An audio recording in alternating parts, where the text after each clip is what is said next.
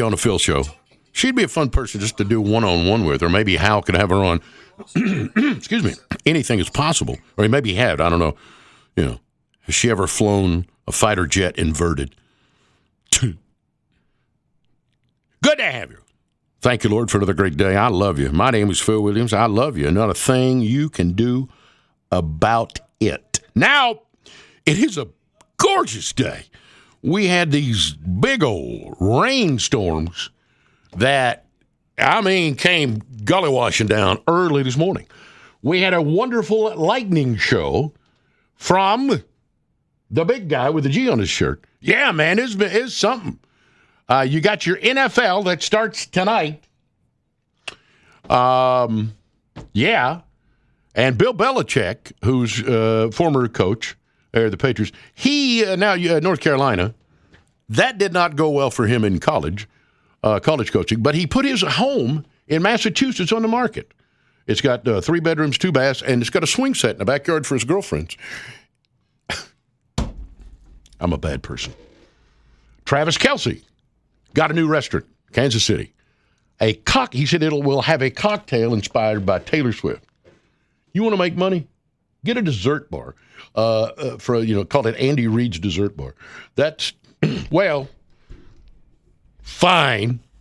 I'll move on. All right. As promised, ladies and gentlemen, the very handsome Jim Brogan, not only is he knowledgeable about all money matters and retirement and the stock market and federal and all of this, that he has tremendous skin and he's a wonderful cook. Good morning, Jim. Hey, good morning, Phil. Yeah. How are you, brother? Man, I'm great. I had such a great. We went down to South Carolina for Labor Day weekend to see my wife's family, and we just had. It was the weather. For Columbia, it's usually hot and humid and miserable. It was like 81 and low humidity. It was just nothing but sunshine. Columbia, not far too. You can. Columbia's not bad because you can be in Charleston in about an hour and a half, about 2 hours, I bet you. Something hour like and a half from back door to Charleston. Hour and a half. Oh wow, isn't that awesome? We're foodies. You like food, but so you didn't cook over Labor Day. No, I did because we actually have a low country cottage down there. Oh, an LCC, low country on cottage. Some of their on some family land. Yeah. So I did my Beaches barbecue chicken Sunday, which is my dad's recipe. It's a vinegar Tabasco base. Oh yes. Incredible. Oh yes. Yeah, and then on Monday, my brother-in-law smoked. He had some deer meat, and he took 2 deer loins, and stuffed them with cream cheese and spices, and wrapped them with bacon and smoked them. Man, that was good. What about you? What'd you do? And a cheeseburger, some broth. Gosh, man, that chicken with the vinegar-based barbecue, that Carolina base, it is. Yeah. Love it. Oh my soul! Now you got classes coming up next week. You should get you should combine your cooking with your classes. You should get cook a rump roast and call it class and, never mind. Let's move on here. Okay. Jim Brogan, let's start. You got folks, they're doing a refi because they can write the interest off and that helps a lot. And folks are just holding their breath, I think, too. About the Fed lowering rates. Is that going to happen in September or maybe not? I think we're probably going to see, we don't know for sure, but I think we're probably going to see a quarter-point rate cut. Okay. I think the Fed was probably headed towards maybe a half-point rate cut, but then the jobs report, when they amended the jobs numbers in early August about a month ago for the prior 3 months, I think it brought up, there's these competing things. The Fed has a dual mandate: stable prices, so control inflation, and then full employment. And right now we're seeing some cracks in jobs hiring, and then we're also seeing some inflationary trends. So, the Fed's in a tough spot. I do think they'll cut rates a quarter point. Now, how that affects a mortgage or a car loan, we don't really know because remember that we're talking about the overnight borrowing rate. Right. So, which how much does that affect a 30-year mortgage? Mm-hmm. So, that's yet to be determined. I do think over the next couple of years we'll see rates come down. But I think for now, a quarter point cut. I think they may do another cut later in the year. But how that would affect a mortgage rate or a car loan is just hard to say. And a lot of people, boy, I mean, it's you got to think about it. You got to weigh everything before you pull the trigger on that. I was kind of halfway shopping cars for my daughter, and we started talking about cars, and she said, Dad, the greatest generation gave this country a Cadillac, and now we've turned it in to a Pinto that we are upside down on. She goes, we'll never be able to pay the debt, the federal debt. I mean, is she right? I mean, are they going to keep kicking this can down the road? Or are we ever going to start paying some of this back? What's going on? Yeah, now this is becoming a bigger issue. Our interest on the debt is 15% now of our federal budget. And, 3 years ago or 4 years ago when interest rates were so low, it was 7 or 8%. So it's doubled in terms of not the size of the debt, but in terms of the interest payments we're having to make. And that's one of the issues with the current interest rate environment is a lot of our Treasury bills and Treasury notes are coming due. Mm-hmm. And they're coming due where they were paying a rate of less than 2%. Now they got to pay over 4%. So the deficit spending has got to get under control. I think that we're getting closer and closer to a breaking point where something's going to have to be done. Typically, Phil, when we get to 15% of our budget going to payments on the debt, you're kidding. Typically Wall Street will kind of start applying pressure. We haven't seen that. In other words, markets will be challenged more. We haven't really seen that yet. So, I think at some point the markets may start applying pressure. I think there's more and more political pressure now to maybe do something about this. Mm-hmm. Now, there's different ways to reduce the debt. It's not just increasing taxes. It's increasing revenue. It's increasing economic growth. There are a lot of ways to get the debt down. And actually, that's going to be the main topic of my conversation Saturday morning on my radio show. All right. We're going to really dive into this debt issue. I've got David Wagner. He's in Cincinnati. He's on every week. He's on either Fox Business or CNBC, and he's going to be coming on that. Yeah. Yes, sir. Now, that makes sense. Now, we're paying 15%. Is that because our credit rating is worse? Because I know our credit rating went down, didn't it? It did. I don't know that that's really had a material impact, though, because it's still the world's currency. I mean, the dollar is still considered the safest currency. Okay. So now, will that change in the future? That's something to watch. I think it's more the interest rates creeping and climbing to try to control inflation is the number one thing that's impacting that. Well, you can pick Jim Brogan's brain Saturday on More Living, and on the 9th and the 16th. This is a 2-night class. At UT's Adult Development Program, Financial Survival for Retirement, because I would imagine some folks are going, wait a minute, everything's going up, this is doing that, so you need to get the knowledge of Jim Brogan, Financial Survivor for Retirement, 2-night class, the 9th and 16th, UT Adult Development. Here, more on that coming up, and we'll tell you how you can register. Right now, Pete Michaels on traffic.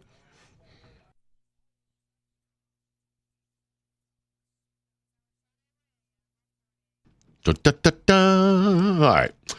I can join him every Saturday morning, and he has tremendous guests on. His name is Jim Brogan. If it's money, baby.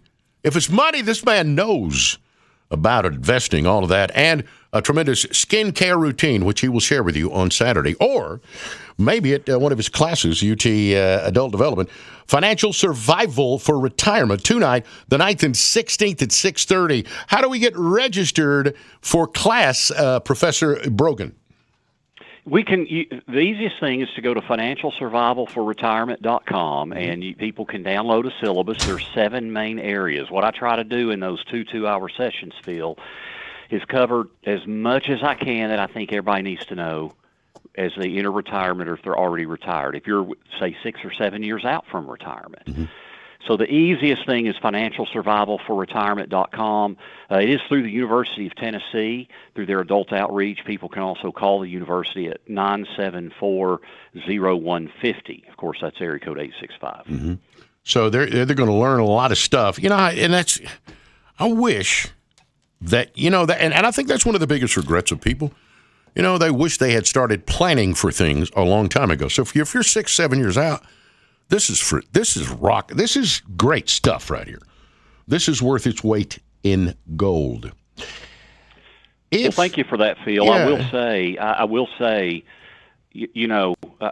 I mention often that the plan that gets you to retirement is not the plan that will get you through retirement, and that's because when you no longer have earned income and instead of saving money, you're going to be withdrawing and spending it, it just creates new pressures and stresses. It also creates opportunities, especially with tax planning. Mm-hmm. But all these things are just important to understand in my view. Let's say you're my buddy, Dan. Dan is retired, and Dan sold a little piece of property. And he's got 10, 12, 15,000. He's like, I want to invest this, but I don't know what. And he's going, what'd you do? I said, call Jim Brogan. Well, how should someone who is already retired, do you invest that? What do you do with that? Well, we would fold that new money that's now liquid cash. We would fold that into their current financial plan. And so, I believe in sequencing your money. Think of it as having different buckets of money, Phil, based on when you're going to need the money. So, like, if I need money a year from now to buy a new car, that shouldn't be in the stock market. Yeah. Because I have no idea where the market. Over longer periods of time, the market's really pretty predictable. Mm-hmm. But in the short term, it is completely unpredictable. And so money, the longer it's going to be before I need money, the more risk I can take and more equity-based I can be with my investing. Gotcha. But the sooner I'm going to need money. Right. For example, income in the next 5 or 6 years. That needs to be more protected so I don't depend on market stability for current income because that's a losing game. Income in retirement. And he's not thinking about that. He's one of those guys. He's thinking, okay, I can make a quick buck here. And maybe he could, but he's also that same guy that picks up a 4-footer and goes, oh, that's good. And we're going, wait. All right. Now, can you then, looking at all of this, and I'm sure you'll talk about it on the 9th and the 16th at the Financial Survival for Retirement, how can people retire now with confidence amidst all of this, all of these balls in the air, Jim Brogan? I think they can retire with confidence. Now, it depends on their own financial situation, but I think the big thing is understanding how are you going to protect short-term income against market instability, because markets are volatile and unstable in the short term. So you've got to have some security of income in the short term. But, for most people that retire today at 65, 67, 62, inflation over the next, longevity of life, people are living longer and longer, Phil. So people need to beat inflation over time, and market-based investing historically has been the best way to fight inflation. But in the short term, it's unpredictable. So, it creates a little bit of a dichotomy because we need stability, but then we need long-term growth. And so that's why I believe so much in this bucket approach of how you sequence your money based on when you're going to need it. And if you do that and you can forecast your future income needs and make some cautious assumptions, I think you can have confidence that even if you retire and we go into a bear market in those first 2 or 3 years, you can still be successful, because that is one of the biggest risks, is having a bear market in the early years of retirement and being prepared for that potential outcome. Mm-hmm. Well, that big book that's got dust on it that's at your house says a wise man seeks advice in all things.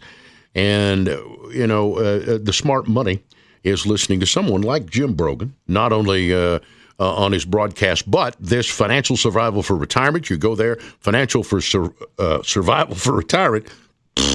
Google that, and that'll get you to the 2-part class with Jim Brogan, September 19th and 16th at 6:30.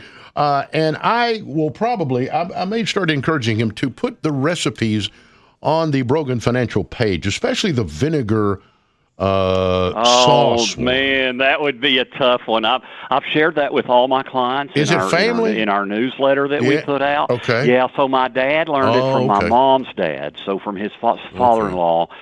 And it's not rocket science. It's literally only got 5 ingredients in it. I mean, it's very simple, but it's mainly vinegar, Tabasco, and butter. Okay. And then there's some salt and Worcestershire and a pinch of garlic, and that's it. He said Worcestershire, not Worcestershire. He said Worcestershire. Worcestershire. That's how I say it. Well, that's here again. That's probably the correct way, Jim Brogan, to say it. The 9th and the 16th, getting ready for that, and you got a special guest on Saturday. Hit that one more time. Tell us when you're going to be on the radio Saturday. We'll be on 9 to 10, and again 3 to 4 p.m. And we've got David Wagner. He's with Aptus Capital. He's on the national news networks all the time, and we're going to talk about the challenges of the federal debt. Deficit spending, what does that mean for the future of our economy and our stock markets? How should we be navigating this with our investments? So we're going to really dive deep on all of that. Excellent, brother. I appreciate it. I love you. Nothing you can do about it. Jim Brogan, it comes to you this Saturday. And what's great is, between the game or whatever, you can still catch Jim or get him before the game. Ladies and gentlemen, we're coming back with the 9 o'clock fun hour. Stuff you may or may not know about. Here we go, like this. Brogan, good skin. Jennifer Aniston, good skin. She revealed her skincare routine. Yeah. Step 1, be rich. Step 2, pay someone to take care of your skin. We'll be back.